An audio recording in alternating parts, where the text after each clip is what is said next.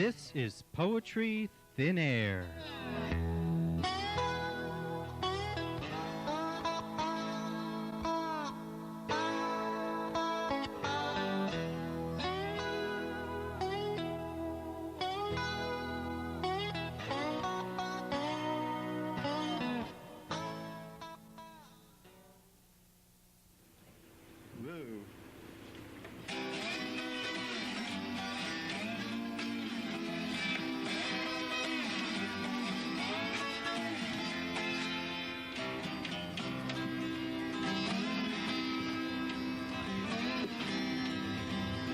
It's just the kind of place you go trying to avoid forbidden footsteps, fever eyes, sleepless nights spent outside.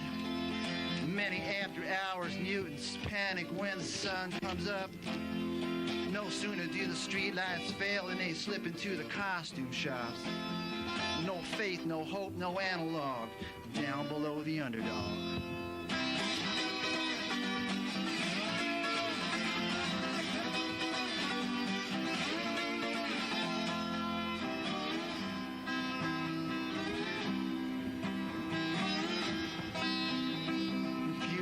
Price so steep, afraid to ask, compelled to steal. The friends you had but you could not keep, the love you had but you could not feel. Surrendering their dreams, they're vivid and they're sexual. Like fascinated children, they're intimate but it's casual. No faith, no hope, no analog, down below the underdog.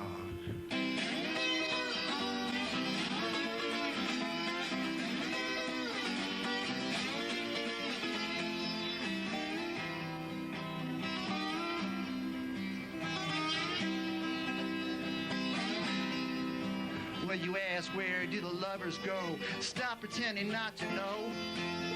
Forget my voice, forget this face, forget you ever saw this place. Cause the rumor junkies will chase you down, bearing grudges that they own. It's all table talk, it's exchanging lies, just in time for the holidays. No faith, no hope, no analog, down below the underdog.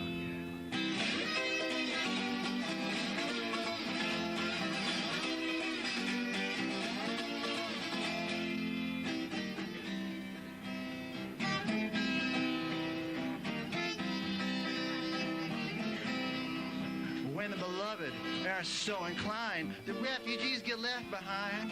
Well, they're all gathered up at sleeping school, the tales of the molecule.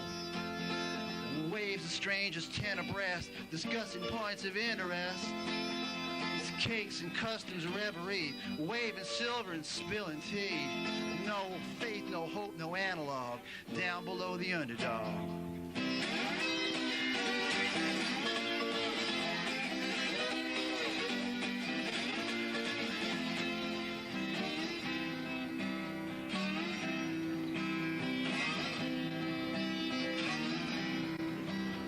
Returning victims of your rescues, faithful now like night and day. The dry dye from a Hilton window tends to take your breath away. Yeah, you're overwrought and you're underpaid, and the sideways glance does not persuade. That somewhere's down between the sheets, the stain of life is without relief. It will be without Rio.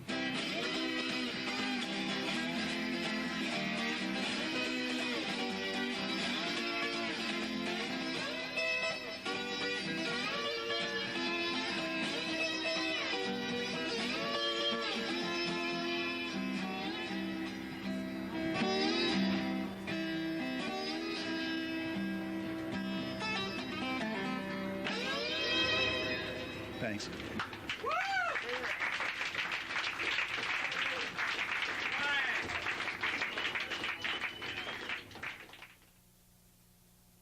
Oh, you may wonder, is it ABC No Rio or is it just me? Well, no, it's ABC No Rio. And you're here, and I want to thank you all for coming tonight. You all know who you are. Because by your very presence is some sort of a testifying, you know, some sort of a testimonial. I think that would be simpatico when I say that a neighborhood is more than its collection of bars and restaurants, you know. Sure, it's good to eat and drink, but this old warhorse, this 16-year-old warhorse, is like the last place. Solidaridad Humana is gone. Cuando's been empty for a long time. Charas Elbow Heels on the auction block. The gas station is, you know, some sort of a graveyard. So, you know, I mean, I start sounding like Grandpa when I say, oh, I remember when, you know. I remember a gallery on every corner, you know. I didn't even like painting, but I learned to love it because I was tripping over it all the time.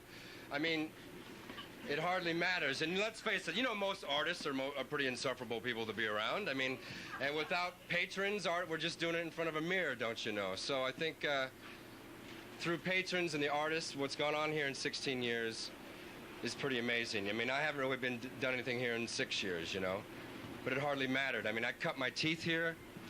I'm a college dropout. I graduated and got some sort of degree doing an open mic here for 4.5 years. I think what I learned here I couldn't have paid for any money from any institution.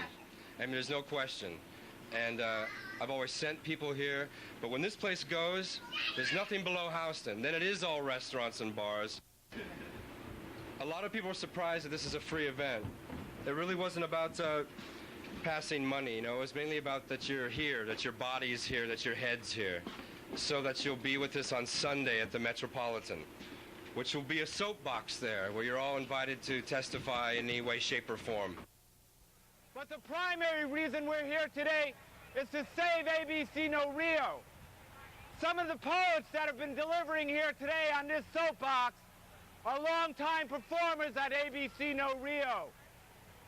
2 nights ago, we had a great event there. There were dozens of artists, performers, musicians who represented the 16 years of history of ABC No Rio, getting together again, reminiscing about old times, doing old works, and also presenting new works. Many of these artists that showed up 2 nights ago have moved on from ABC. Some of them are actually famous. Some of them actually make money with their art. Some don't.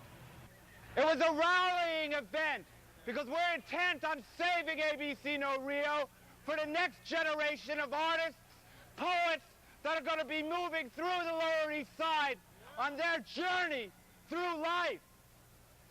Now, in my movements through the Lower East Side, one day I found myself in a situation where I couldn't pay the rent.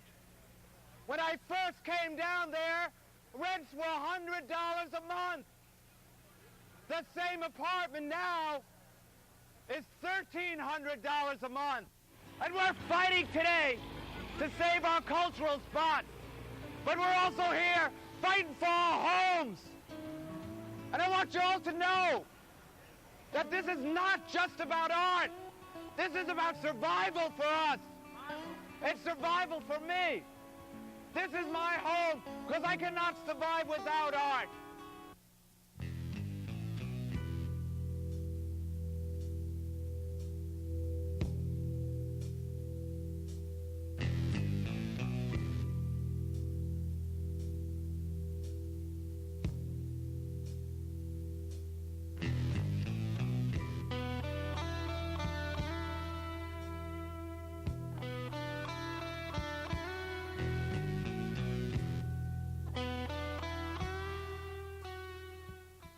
We're here because obviously the place was important to us in some way, shape, or form.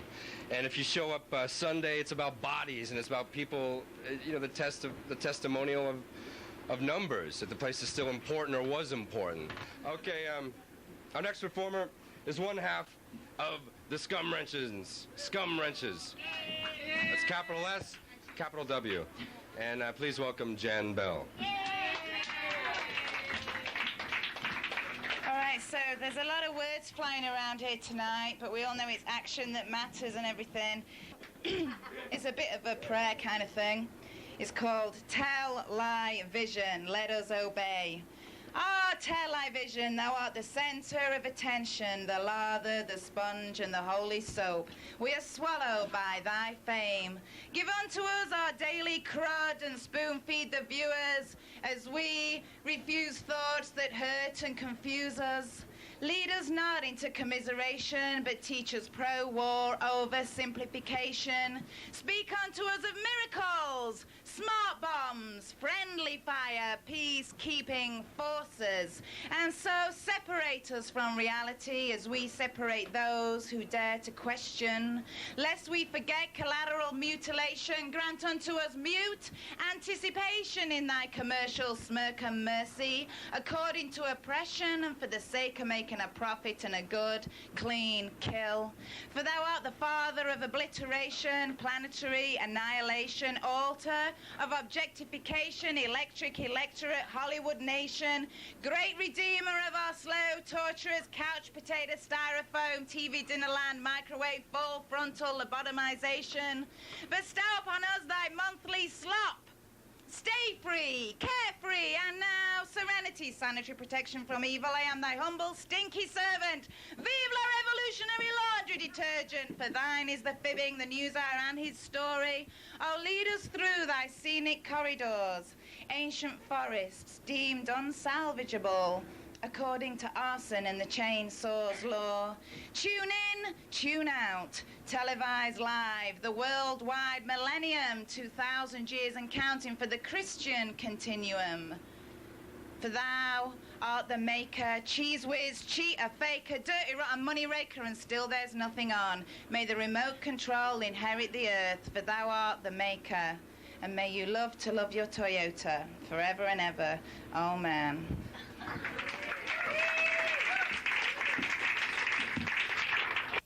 Time is dying, an era is coming to an end. And I talked to a friend of mine who recently moved into a new apartment, and she had to come up with $6,000 in order to live in that place. And I think basically we're just seeing the results of a long scheme of gentrification that's been very successful, and a lot of people are going to be houseless now as a result of the current trend in getting rid of people that aren't making a profit in a monetary way, and people that are questioning authority or daring to do something a little bit different.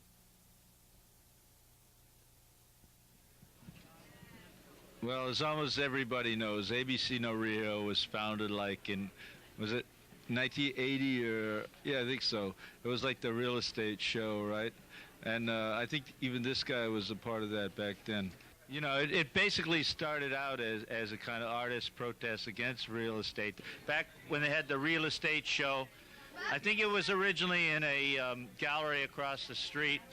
Not a gallery, but, a vacant space, and they got kicked out of there. And the city said as recompense they could have this place for a little while. And that little while has lasted 16 years at least. And I hope this is not the end of it, because this is a wonderful place. I have spent so many wonderful evenings here, expended many brain cells, and,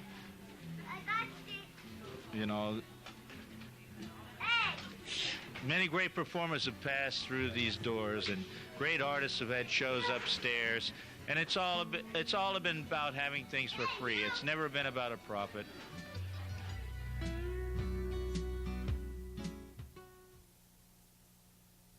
This poem is called Impounded, or Old as Dreams a Village.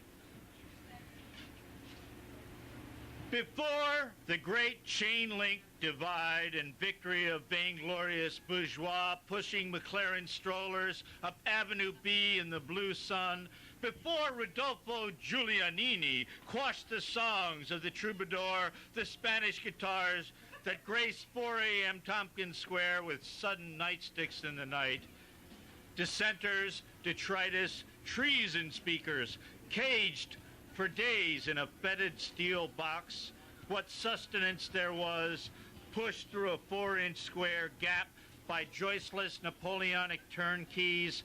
Below, no ants or leopards to be leoparded, a fistful of roaches perhaps, and the sea on the floor, piss and diarrhea leaked from an old drunk's guts.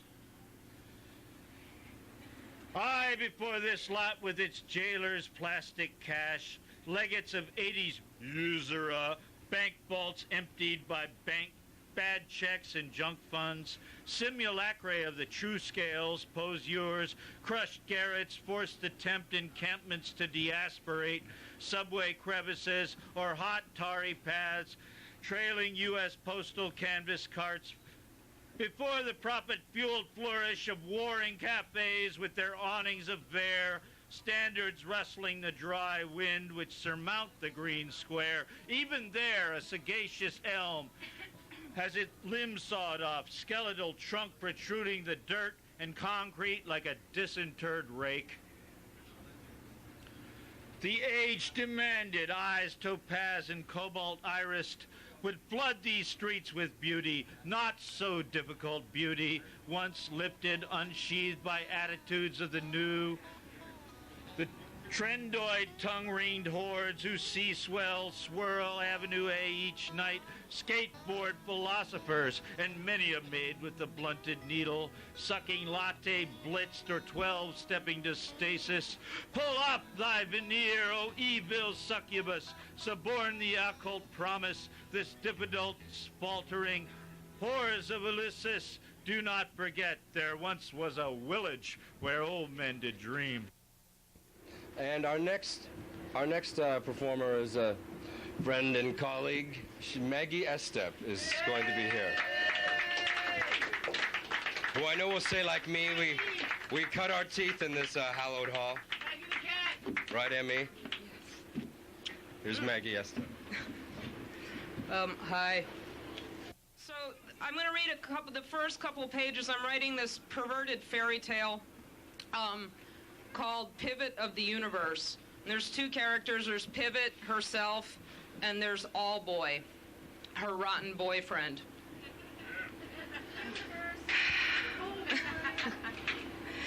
All Boy was being bad again, which convinced Pivot she would die alone and smeared in cat. She would never forge a decent partnership with another human. She would become a cat lady with a dozen cats everywhere.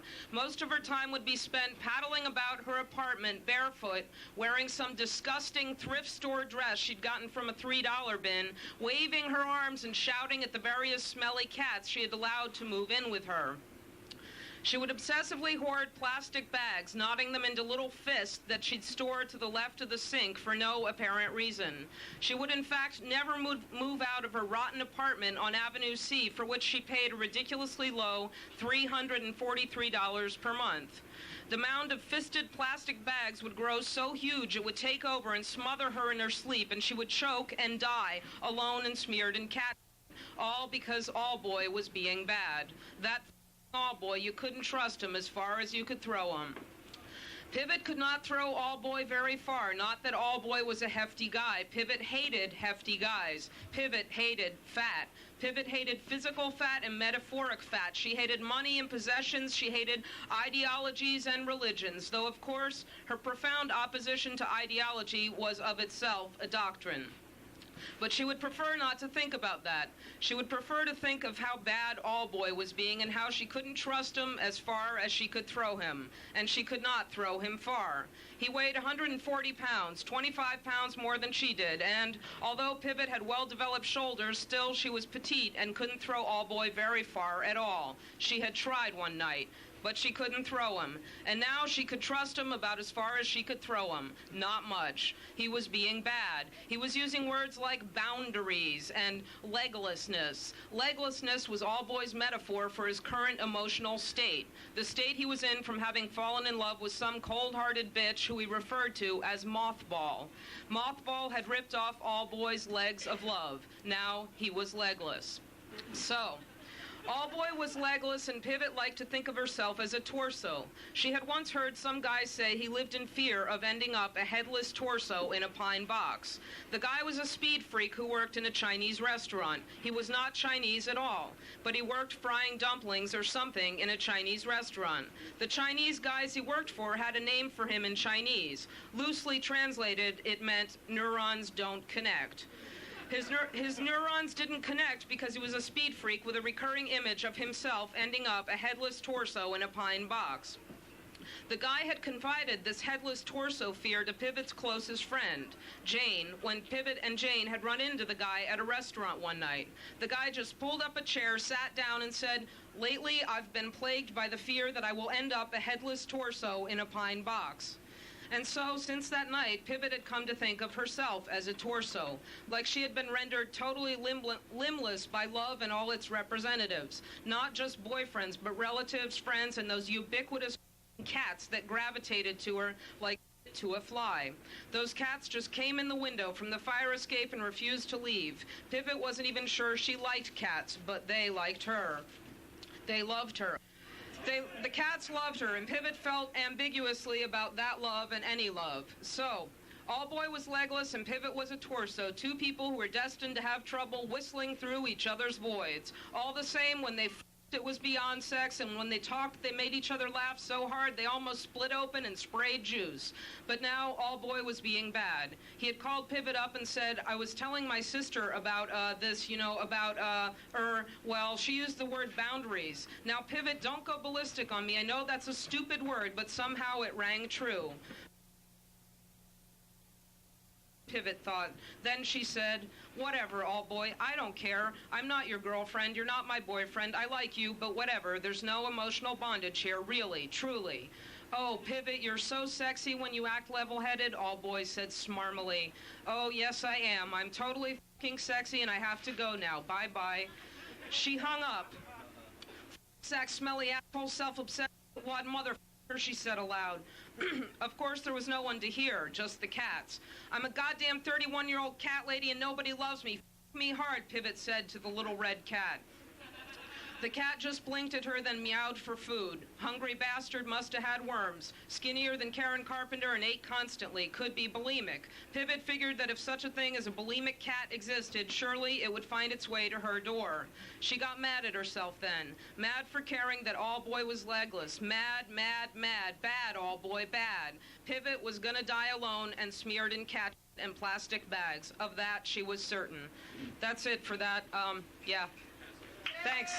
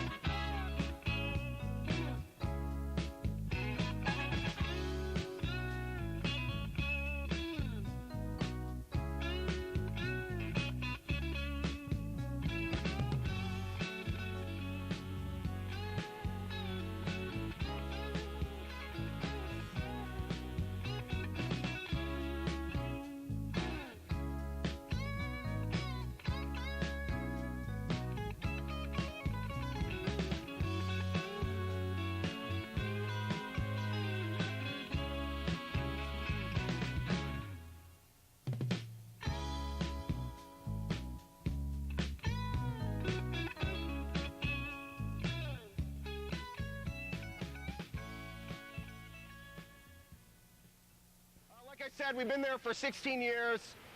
We support neighborhood activities. All sorts of community groups use the space for meetings and workshops. We try to make it available to anybody who wants to come in and do something there, whether it's community work or art shows, readings, or music events. And what What is happening to the center at this point, Mr. Englander? New York City is trying to evict us from our home of 16 years. And what do you attribute this to? Why is the city, do you think, closing your space and other spaces, if I may add that? In our case, it's because of the Department of Housing Preservation and Development's relentless hostility to ABC No Rio. They've tried casting us out 3 times since 1987. In the 88, 89, 93, and 94. And this recent attempt began in June of 95. They just simply dislike us and what goes on there. In the neighborhood, I think they want to just shut down any alternatives to cultural action that are going on in the neighborhood and turn our neighborhood into a Disney-fied Bohemia. Thank you.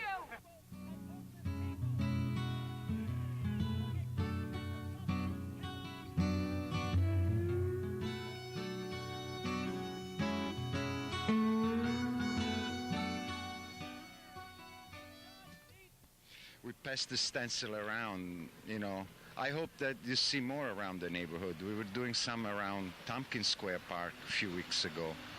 But then you have to work, you know, like kind of late at night with a lookout. I understand that they really don't like people doing this on the sidewalk, you know. Why stenciling as a medium as opposed to other mediums? Oh, well, it's quick. It's quick way to put the message out, and I love sidewalks. You know, people always walk with their eyes looking down. You can't help, you know, not miss it. I feel that we should really unite more with the people who have a little higher and steadier income and can afford to pay a few more dollars for an apartment. It should work with us. Where are all these new people coming from? A lot come to New York, you know, from other parts of from America, many and overseas. You know, the industry in Manhattan all revolves around commercial art, finance, filmmaking. But specifically for Rivington Street, what does gentrification mean to you? Well, yeah.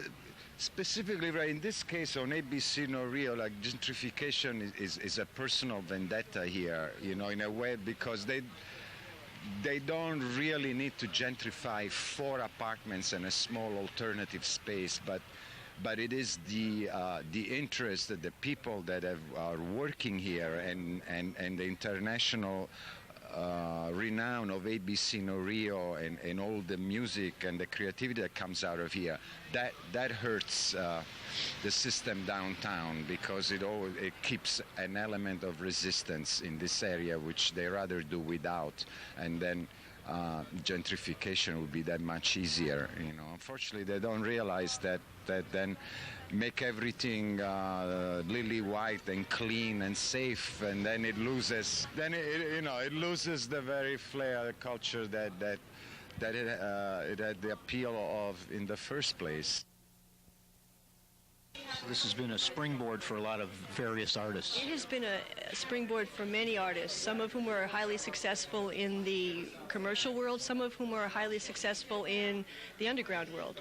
I think that what we can all do is continue to validate the artwork that is ABC No Rio, to honor it, to do what we can to maintain it, and to go on.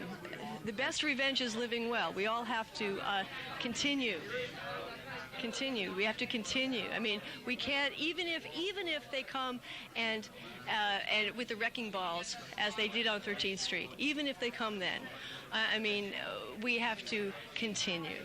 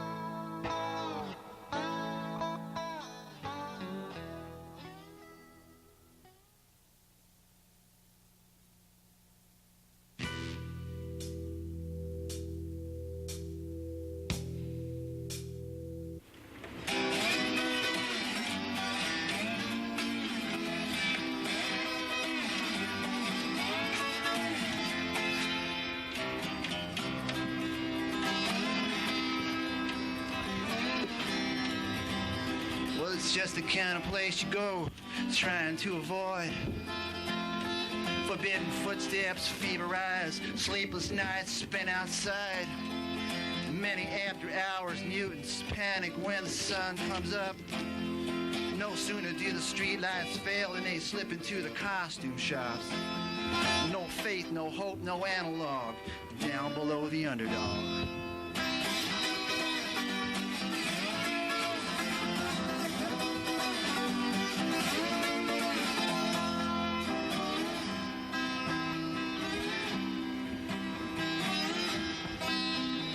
Refuse to pay a price so steep, afraid to ask, compelled to steal. Friends you had but you could not keep, the love you had but you could not feel. Surrendering their dreams, they're vivid and they're sexual. Like fascinated children, they're intimate but it's casual. No faith, no hope, no analog, down below the underdog.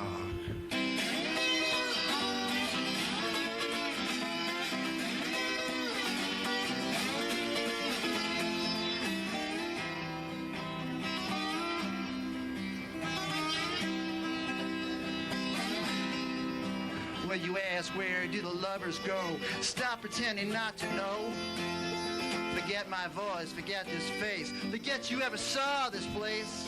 Cause the rumor junkies will chase you down, bearing grudges that they own. It's all table talk, it's exchanging lies, just in time for the holidays.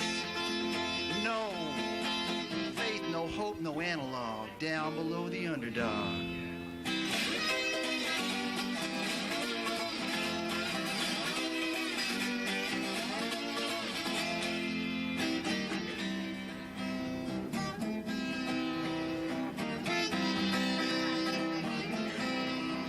When the beloved are so inclined, the refugees get left behind.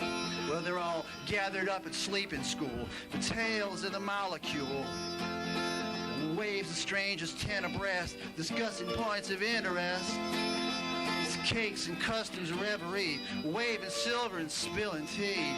No faith, no hope, no analog, down below the underdog.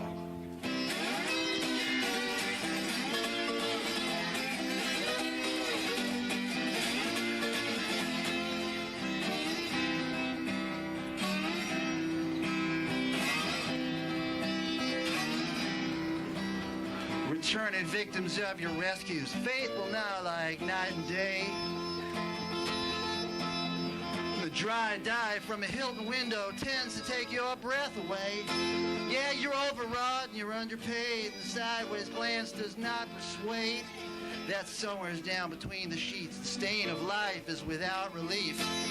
It will be without Rio.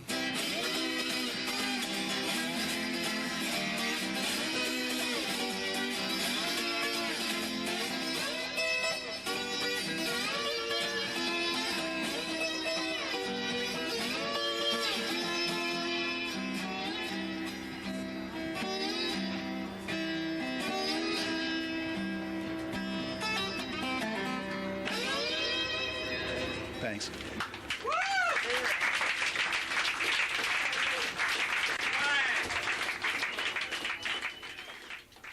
This warhorse, this beast of No Rio is still here. And isn't this basement cozy? I thought this little kind of cancerous kind of stomach, a labyrinth of some sort of passion, you know. I thought we could get all excited down here. Hi, I'm Roger Manning here at ABC No Rio. And why are you here tonight?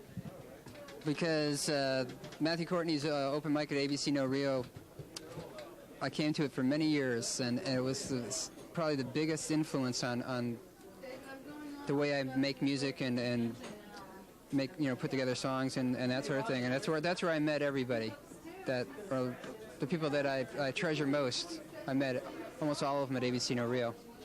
So it's really cool to come down here and see a lot of them. And formative years hold a lot of good memories connected with ABC No Rio. What's the future of ABC No Rio as far as you're concerned? Well, it's too bad the big ignorant monster city doesn't realize what they have here, or maybe they do. They're trying to squash it. I don't really understand. I guess they're just too damn ignorant, But Well, you know, a lot of this reminiscing and all that is happening tonight, but at the same time, all these people that are alumni are still current, too. A place like ABC No Rio, a community center that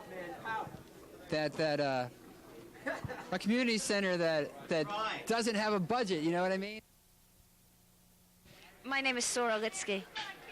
Hi, Tsaurah. And now you're obviously well acquainted with what's going on here at ABC No Rio.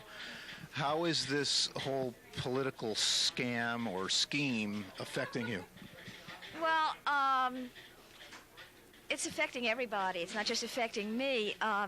This is because the physical space of ABC No Rio is threatened, but what I want to say is that ABC No Rio can never die because it's not a physical space, it's a spiritual and psychic space. And if we lose this building, we will just take it to the streets. People's parking has been taken away, so their lives have been changed. People's school lunches, school stuff has been taken away. People's health facilities have been taken away. And they're trying to take away the voice of the artists, but we can't let that happen. How about some favorite moments of yours here at ABC No Rio over the years? They've all been great. This is a wonderful place. I came at the very end. I think Matthew ran the mic for 7 years, but it was only in the last 6 months that I started to come here and read and perform, and it was where I cut my teeth. I owe it all to the start and the encouragement of Matthew, Robin, David, and all the Tommaso, and all the other wonderful souls. Everyone got a fair shake here. Everyone was allowed to speak, you know, and no one was judged. It wasn't like this one's good, that one's bad. Everyone was given their absolute best chance to be themselves. And that's actually all you can ask for in a free society, the chance to be yourself. So we can't let the spirit of ABC No Rio die.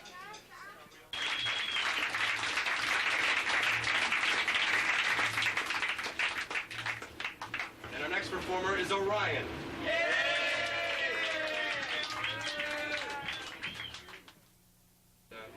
When I find my kitty cat in the research library, which is annexed to the laboratory where my dog takes leak,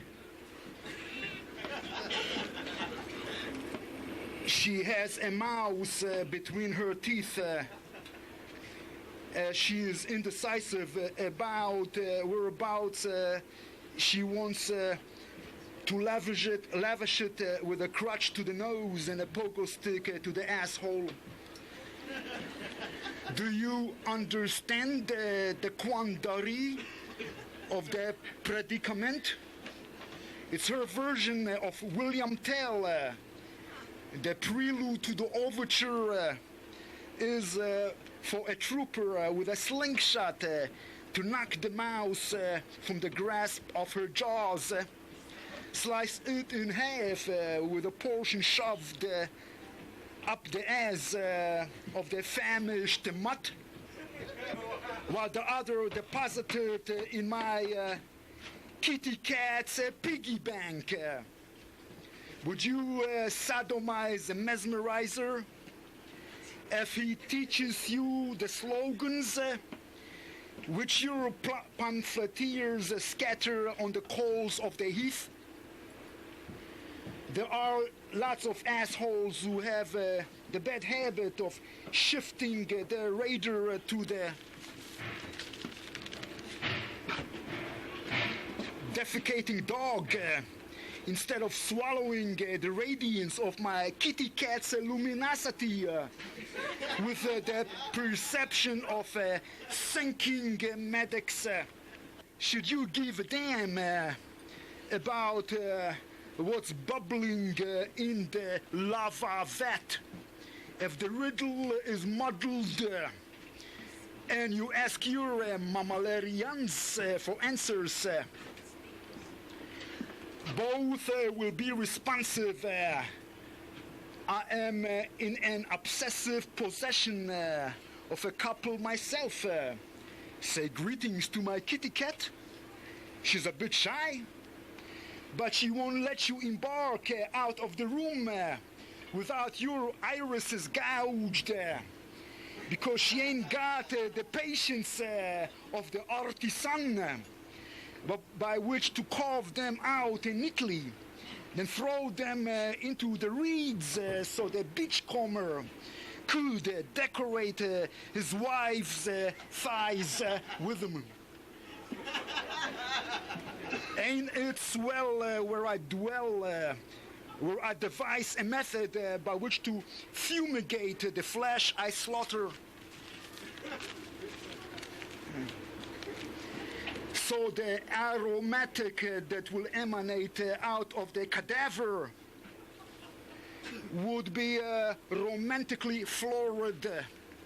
Here, kitty cat, stroll at your leisure through the tulips alignment which my malignance nurtures in the horticultural perversion. First, I'll kick you on the temple, then I'll put you in a straitjacket, which I will lift with a crane to the top of the tower. Then I'll release the cable, and you'll take the plunge. My kitty cat festively will be feasting on your flooding puddle.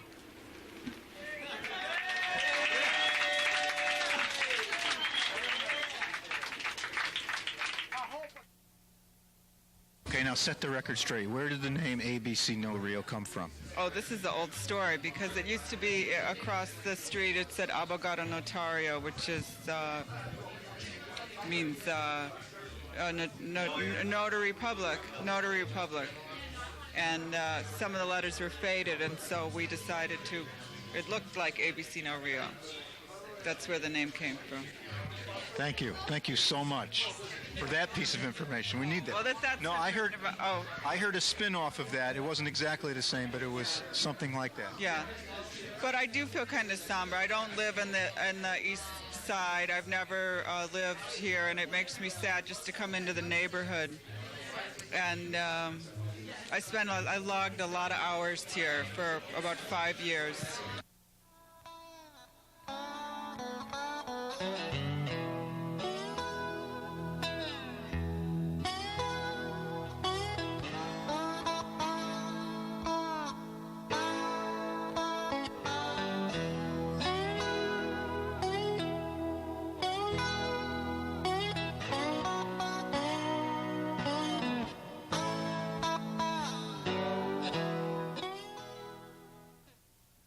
My name is Lach, and I've never been a member of the Communist Party. That's not what we heard. Well, I'm just wearing a red shirt. It means nothing. Ask Charlie Chaplin. Charlie Chaplin refuses to come here, I understand. Well, the dead tend to shy away from live meetings, you know. He'd feel comfortable underground, though. So why are you here, even though Charlie Chaplin didn't show up? Robin invited me. And how do you feel about the ultimate demise of ABC No Rio? How do I feel? Are you angry? No. Sad? Maybe a little, but I was over at the fort before I came here. The old fort used to be across the street. And so that was a real wild, you know. What year was that? Well, the fort opened in '84, and Matthew's open mic started in '85. So I recreated the first time I came here. Like tonight, I recreated the first time I came here by first going to the old fort and walking across the street. Just move on someplace else? Yeah, change is good. Hi. Hello. I'm all right, actually. I'm enjoying this. Can you see the handwriting on the wall? I think we can all see it, and I think that we need to read it, because we're not always paying attention to the fact that we can see it, you know? It speaks to us every moment. Somebody gets thrown out of their apartment because, you know, because they can't pay the exorbitant rent. Not just rent, but the exorbitant rents that they're being asked to pay, you know? Because the point is that places like New York are becoming what is called fortresses for the wealthy, so that they can come here, you know, like, you know, Papadoc and people like the ones who came from the Philippines.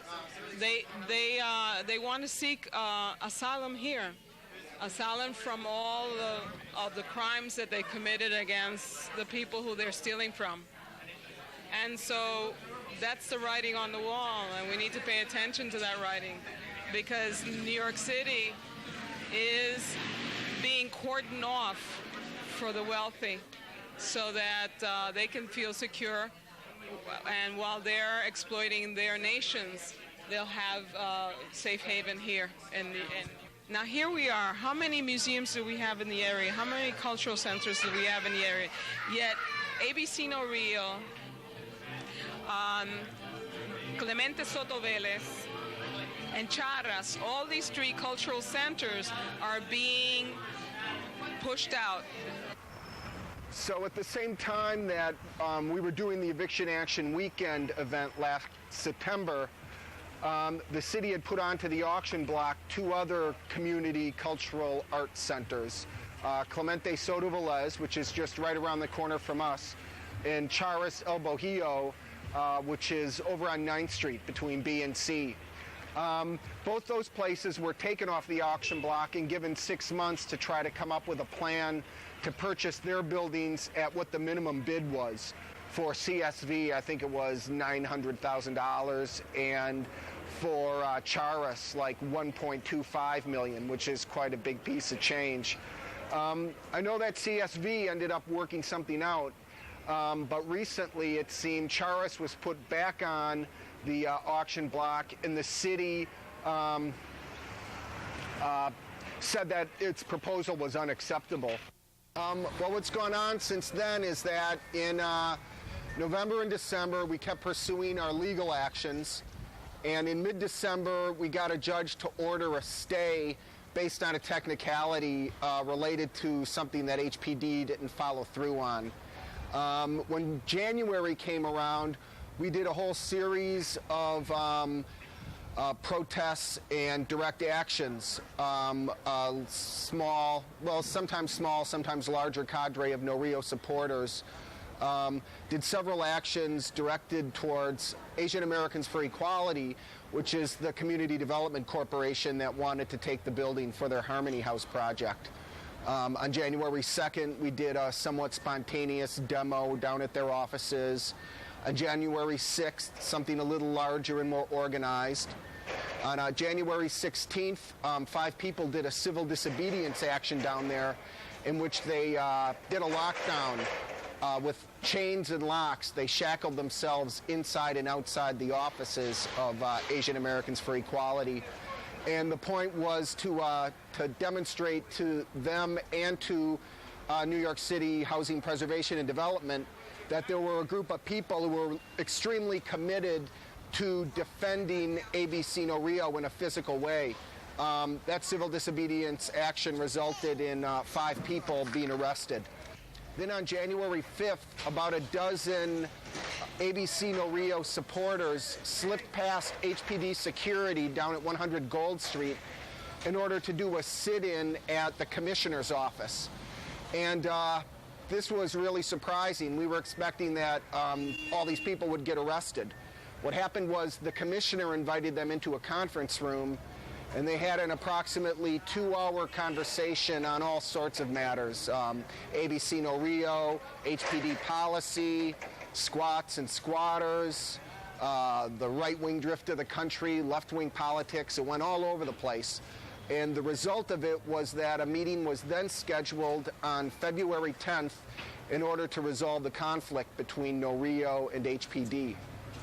On February 10th, No Rio representatives and the residents of the building here at 156 Rivington Street met with HPD Commissioner Lillian Barrios Paoli and her staff, and we worked out a little deal. And a few days later, we received a letter of intent from Commissioner Paoli. In a deal, the nutshell is that HPD is not proceeding with the eviction, and they're going to be giving No Rio a new use and occupancy agreement for the storefront and basement spaces we presently occupy. In the next 6 months, No Rio is going to come up with a proposal for turning this whole building into a community arts facility. The proposal will include architectural design plans, narrative description of how the spaces would be used, as well as identifying sources of financing and funding to make it all happen.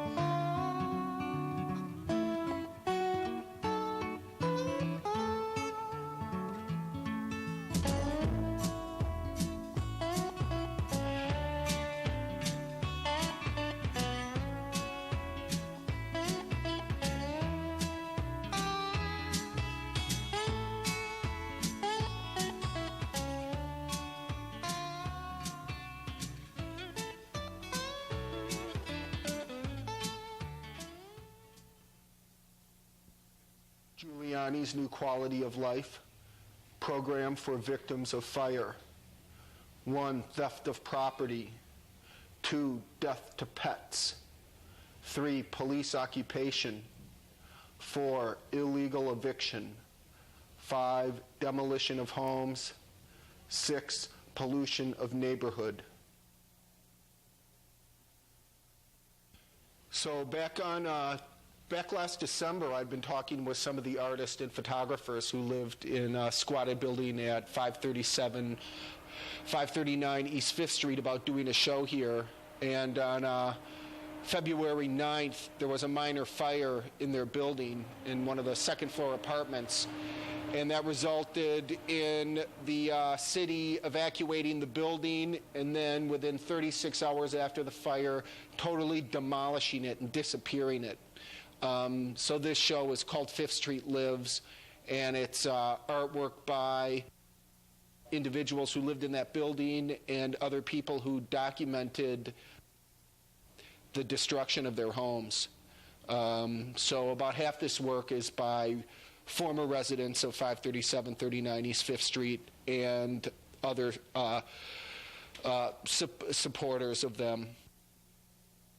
This photograph shows one of the residents of the building who snuck back into the building after the police had blocked it off and the crane was in position to begin the demolition. He managed to get into the building and hid out for about 6 hours.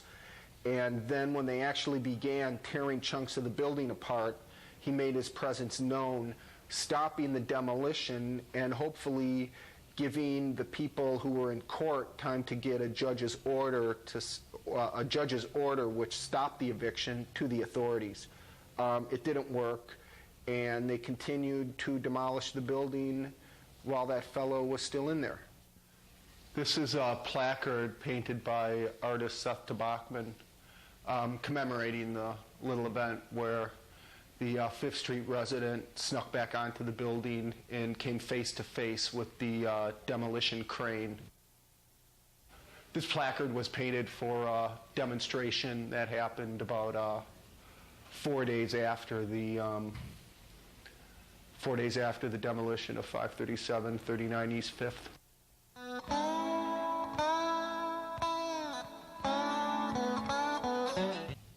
This is actually a recreation of a placard painted for the same demonstration. I think the original ended up getting confiscated by the police. So it was redone. This one's actually by a young woman who lives in this building. The logo in the doorway is the logo of the 5th Street Squat, the international squatting symbol combined with 5. Oh, I never noticed that. And up on the roof, you see the heroic figure again.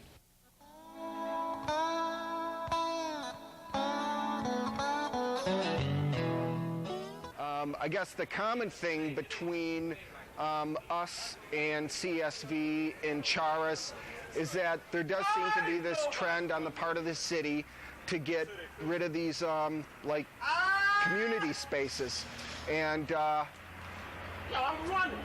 And the mayor seems committed to trying to raise money for the city's budget by eliminating some of the good things in neighborhoods of which there's like somewhat of a shortage of community spaces. So I think that's sort of the similarity. Our building is real small compared to these buildings, which are worth close to $1 million. So I don't think that it's easier, I think, for them to justify disposing of the property to ABC No Rio just because the property's worth less. In our case, I think that it's actually a good deal for the city to turn the building over to ABC No Rio. And you can make a good argument from their point of view. One is they managed to resolve a squatter situation in a non-violent, non-confrontational manner. Second is that Giuliani has instituted this policy of the city unloading its real estate portfolio and privatizing city-owned properties and turning over these properties to community organizations is privatization. It does get it out of the hands of the city. It's no longer in their real estate portfolio. HPD and the city of New York have a policy where they don't negotiate with squatters. What makes this whole deal workable from their point of view is that that's not true. The people they're working with is ABC No Rio, which is an incorporated, not-for-profit 501c3 organization. And there is a program called Community Works where the city sells its property to community-based organizations below market price. If this deal works out, we'll have to raise approximately $70,000 to $100,000 to renovate the building, but they will actually be selling us the building for $1. So it's a great opportunity for No Rio, but to make it happen, these individuals have to make this sacrifice, which is to give up their homes. But it'd be a hard deal to turn down, even just on squatter principle, because their response would be, well, we wanted to sell them the building for $1, but they said no. And we don't really have an easy soundbite response to that. It looks like, at the very least, what's going to be going on is we'll put in a community darkroom facility. And there actually doesn't seem to be in New York right now, unless you're a student at an art school, a place to do inexpensive black and white developing and printing. We'll create a art studio that won't belong to one individual, but that will be available to people on a project-by-project basis. We'll put in a silkscreen facility that people will be able to use, and really open up the building and whatever facilities we end up having to the people in the community.